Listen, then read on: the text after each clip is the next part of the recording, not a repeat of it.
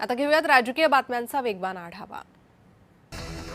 अकोला पश्चिमचे काँग्रेस आमदार साजिद खान पठाण यांना राज्य सरकारकडून Y+ सुरक्षा देण्यात आली आहे। साजिद खान पठाण यांना दोनदा बिश्नोई गँगच्या शुभम लोणकरकडून जीवे मारण्याच्या धमक्या आल्या होत्या, त्यामुळे ही सुरक्षा देण्यात आली आहे।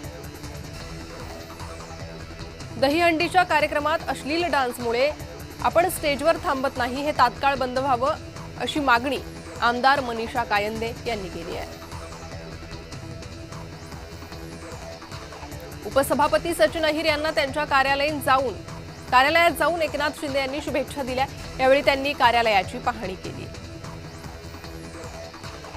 मुंबईच्या महापौर रितू तावडे यांनी झाडे पडण्याच्या घटनांबाबत भाष्य केले। धोकादायक स्थितीत असलेल्या झाडांवर नोटिसा लावण्यात आल्या असं त्या म्हणाल्या।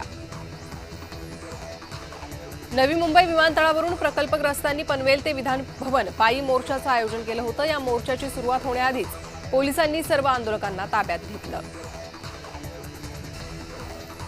सरकार शेतकऱ्यांना देत असलेली कर्जमाफी ही फसवी कर्जमाफी आहे, अशी प्रतिक्रिया आमदार रोहित पवारांनी दिली आहे। तसंच शेतकरी योग्य न्याय जोपर्यंत त्यांना दिला जात नाही तोपर्यंत शेतकऱ्यांच्या न्यायासाठी आम्ही आंदोलन पुकारू, असा इशारा रोहित पवार यांनी दिला।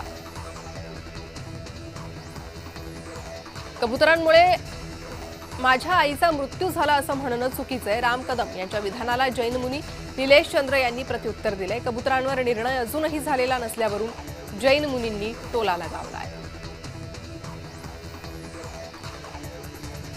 भाजपची आवडती टोळी आहे अशा गुंडांना नगरसेवक बनवलंय, असा घणाघात आमदार आदित्य ठाकरेंनी सत्ताधाऱ्यांना लगावलाय।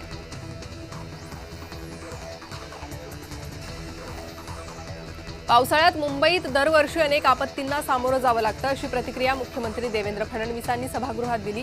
तसंच एवढे खोटारडे लोक पैदा झालेत की 1000 खोटारडे मेल्यानंतर हे जन्माला आले असतील, असा टोला मुख्यमंत्र्यांनी विरोधकांना लगावलाय।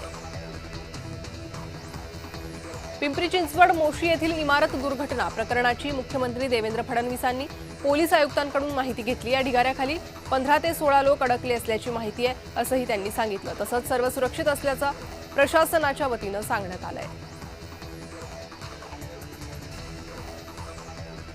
पवार गटाचे खासदार निलेश लंके यांनी पक्ष एनडीएमध्ये सामील होण्याच्या चर्चा फेटाळल्या। शरद पवारांच्या विचारानेच काम करतोय, असं निलेश लंके म्हणाले। अधिकारी सभागृहात नसल्यानं विजय वडेट्टीवार आक्रमक झाले। सभागृह 5 मिनिटं स्थगित करण्याची नाना पटोलेंनी मागणी केली। वारंवार अधिकारी सभागृहात उपस्थित नसल्याच्या मुद्द्याला सत्ताधारी आमदारांकडूनही समर्थन देण्यात आलंय। सभागृहाच्या कामकाजावेळी अधिकारी मंत्री उपस्थित राहत नसल्याबद्दल विधानसभा अध्यक्ष राहुल नार्वेकरांनी नाराजी व्यक्त केली आहे। अधिवेशन संपेपर्यंत सभागृहात मंत्र्यांची उपस्थिती नसेल तर दिवसभरासाठी सभागृह तहकूब करणार, अशी तंबी नार्वेकरांनी दिली आहे।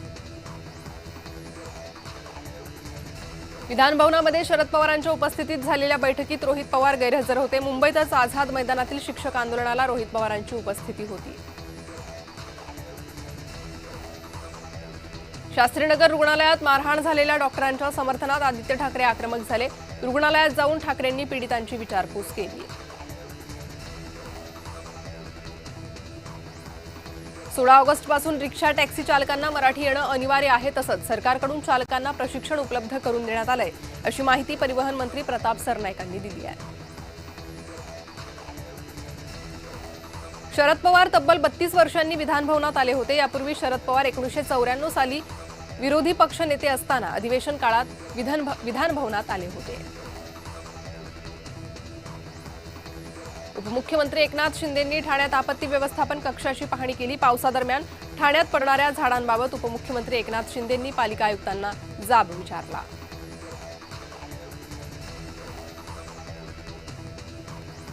संगमनेर नगर परिषदेतील 2009च्या पाणीपुरवठा योजनेत गैरव्यवहार झाल्याचा आरोप आमदार अमोल खताळ यांनी केला आहे। नगरविकास राज्यमंत्र्यांच्या आदेशानंतर या प्रकरणी चौकशी समिती गठीत करण्यात आली आहे।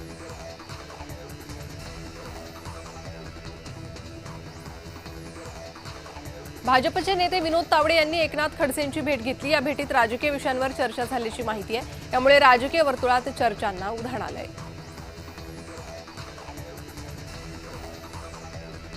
मंत्री ग्रामविकास मंत्री जयकुमार गोरे यांनी गैरव्यवहार करणाऱ्या अधिकाऱ्यांवर कारवाई केली। जालन्यातील गटविकास अधिकारी संदीप पवार यांना सक्तीच्या रजेवर पाठवण्यात आले।